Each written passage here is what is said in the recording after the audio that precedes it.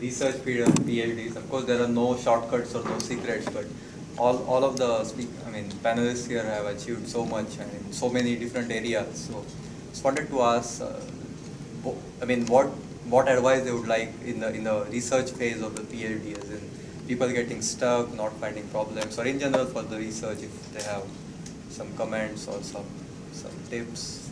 As somebody in the PhD field? Yeah, as researchers. Yes, yeah.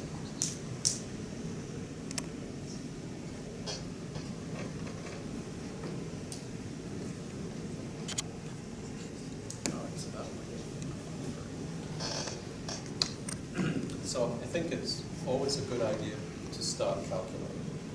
It's always a temptation to think that if only I read these two papers, then I could start thinking. It's always a mistake. You should start calculating.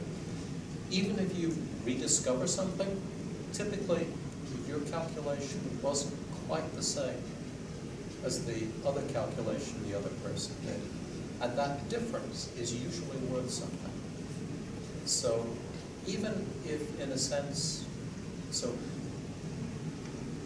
thinking that you could solve a problem and having faith that you can and getting started to calculate is some fraction of the way to actually doing it.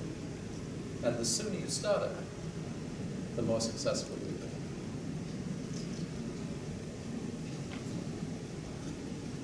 Right, just a little bit follow up of that. What I usually follow a strategy is reinvent the wheel. Okay, without looking the wheel, and you pick a problem, and then without reading all the papers, try to see how you might possibly solve this problem from scratch. Even if you're stuck, you can always try some strategy that it will be proven useful later, is by making the problem simpler, by adding more assumptions, like reducing the number from n to n equals to 2, try to get the small cases going. You will start to get some insight, intuition, and then you try to generalize it. And this has been proved to be a pretty successful, useful research methodology later on. So when you try to reinvent the wheel, you know the process and the mental ability you need to train in order to go through this creation process. Then you apply the similar ability later on when you encounter some open problem.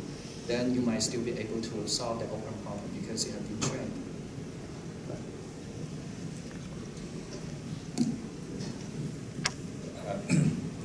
Yeah, I guess at least Mingwa's advice applies in situations where you have already a problem at hand which you're trying to solve, in which case, or I think even with Rob's comments. Yes, of course, when you have a problem at hand, then you start simplifying it and then you sort of toy with it, make calculations, etc., etc. There are these techniques, or if you like, or that one can, then there are these approaches that one can possibly try to use. But then, I guess a really more fundamental problem that there is when you're trying to do research is first defining the problem itself, formulating a problem that can be solved. There it's really, at least for you as students, it's probably not your job to do that as much. It's probably, that is where your advisor should really step in. Try to help you formulate a problem. I think as inexperienced researchers, it's probably difficult for you to tell whether a problem is doable or not. You can certainly, everybody can formulate problems. I'm sure each of you can come up with 10 problems to ask. Probably the more difficult thing is for you to be able to do is to judge whether those problems are doable or solvable or just doable, never mind how. Can it be done using sort of, there's a feel that one gets for it once you've been in once you've kind of been in a field for a while. You can at least, to some extent, you ought to be able to make some sort of a call on whether, whether this problem is doable using currently existing knowledge, or whether it's probably not worth your while right now trying to attempt it. So that I think is a harder question to ask. So oftentimes the simplest thing to do is to just to sort of oftentimes people just resort to look at the literature, look at the open problems in the literature, and say, okay, I'm going to tackle one of these open problems. yeah, that's certainly one way of doing it. Although, of course, like because these problems are open, it could also just be that these problems are open because they're hard. The people who have left them as open problems have left them because they are not able to do it themselves. Okay, fine, but that doesn't mean that you can't do it. The other approach is to then like sort of define your own open problems and start working on them. Again, then in that case, you can start with simplified models and things of that. And you simplify the models enough and hope that people will get interested in the models that you are trying to propose and analyze. So yeah, these are, I think, at least to my mind, these are the kind of strategies that one should adopt as PhD students. Is that like either first you have to try to be able to formulate a problem. For that, like you have to do a fair bit of reading to start with. To formulate a problem, one does have to do a fair bit of reading,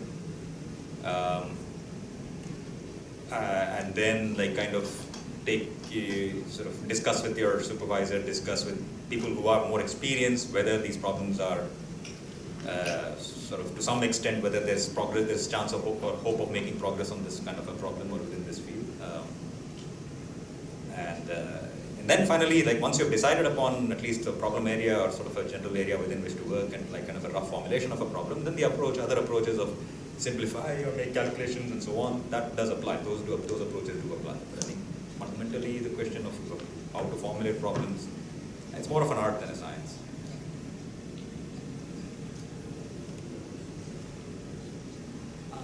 So we've been at this for close to an hour. Let's say that if there are any last questions from the audience, maybe this is the time to be asking them. If not, we'll declare this workshop over, this summer course over. Maybe I can make a remark. Okay, sure. Yeah, I think your question was how to make a successful career. Right? The short question is that there's no single formula for doing that, but there are more than one way of doing it. Right? The thing is that I think throughout your PhD studies, or at least during the first early years of your career, you should be able to figure out what is your strength. Okay? And not everybody can do everything. Okay? Some people are very good at formulating new problems. Some people are very good at solving problems. Some people are very good at making crossover contributions, like they apply theory in one field to another field, that kind of thing. You have to figure out what you're good at and try to stick with your strength instead of spending all your time doing things that are fashionable. It's not going to work. Okay?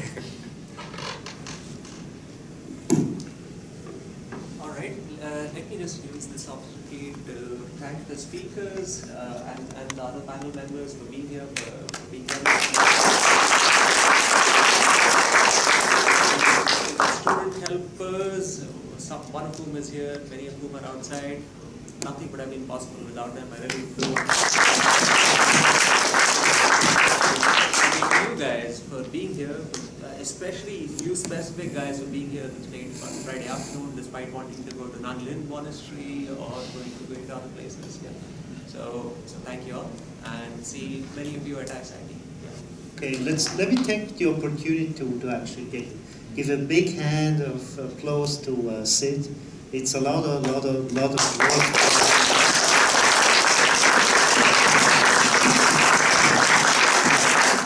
It's really thanks to him that we're all here, and at least I appreciate it a lot. I hope the others appreciate it a lot.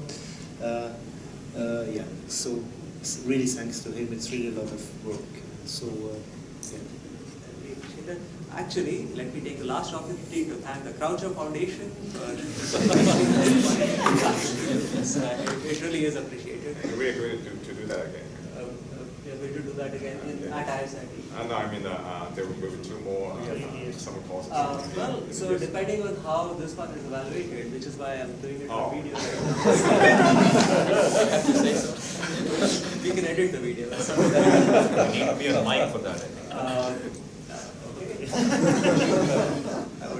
I would really like to thank. I think the mic is not on.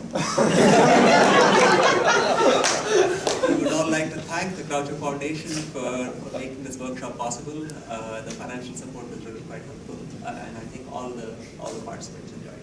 All right.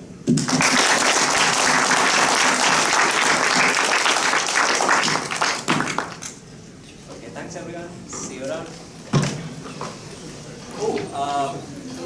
By the way, so the cookies and muffins will be late arriving. It's 4:30. It's too late to change anything about that. They'll arrive in half an hour. But remember, many of you voted for the thing that would excite you the most about the culture workshop was chocolate muffins with chocolate chips. So if you hang around for half an hour, there'll be chocolate muffins and chocolate chips outside.